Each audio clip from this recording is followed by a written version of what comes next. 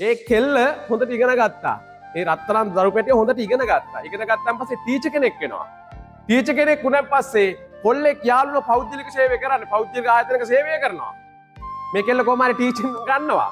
අනේ අර අම්මයි තාත්තයි කොච්චර බලාපොරොත්තු පිටද අර කෙල්ලව හදාගත්තේ. හැබැයි මේ කෙල්ලව රවට්ටගෙන ආදරය කළා මේ කෙල්ලව පන්නගෙන යනවා.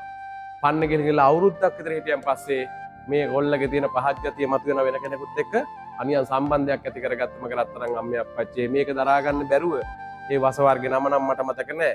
මිලිලීටර් 500ක් අර කෙල්ල බොනවා කියන්නකෝ මගේ අම්මේ. මට මේ කතාව කිව්ව ඒ හෙද සොයුරිය කිව්ව කතාව මොකක්ද දන්නවද? හොස්පිටල් එකට ඇම්බියුලන්ස් එකේ ගෙනියනකොට රසික මහත්තයා මගේ තොල් පටවල් පැලුණ කිව්ව අර කෙල්ලට යන වමනේ අර මල පහ පිට වෙනවනේ. ඒ වයින් විසට ඒ හෙද සොයුරියගේ මේ ඔක්කොම පැලිලා ශරීරය ඇතුළේ කොච්චර විපර්යාසයක් වෙන්නේ නැද්ද? මේකේ තියෙන දුකම කාරණාව තමයි මම කරතරම් බුදු අම්මේ අප්පච්චි. හරිද? මේ කෙල්ල මරණාසන්න මොහොතේ මැරෙන වෙලාවේ අර කොල්ලමයි මොටර් සයිකලෙන් හොස්පිටල් එකට ගෙනලා තියන්නේ. මැරෙන මොහොතේ ඇස් දෙක උස්සලා බලලා තියෙන කොල්ලගේ දිහා. ඇස් දෙක අරලා බලලා තියෙන කොල්ලගේ දිහා. මේ කොල්ලගේ දිහා බලවේ ඇයි? ඔය ඇයි මට මෙහෙම කරේ කියලානේ.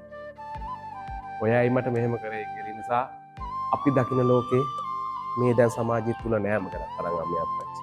නිසා කරුණා කළා. දරු පැටවුන්ට එක විනාඩි 30ක් එක පැයක් බණපදයක් අහන්න දෙන්න. හැම වෙලේම ක්ලාස් එකයි උපාධිය ගැන හිතන්න එපා. මම නැවත කියන්නේ අපි සිල් රෙද්ද දාගෙන අම්මේ අප්පච්චි නිවන් දකින්න යනවා. කෙල්ල පැටිය කොහේ හරි ක්ලාස් එකකට පාරනවා. උන් සතර අපාගත වෙනවා. ඒ නිසා වැඳලිල්ලන්නේ මේ අලුත් අවුරුද්දේ දරු පැටවුන්ට වෙන මගක් පෙන්වන්න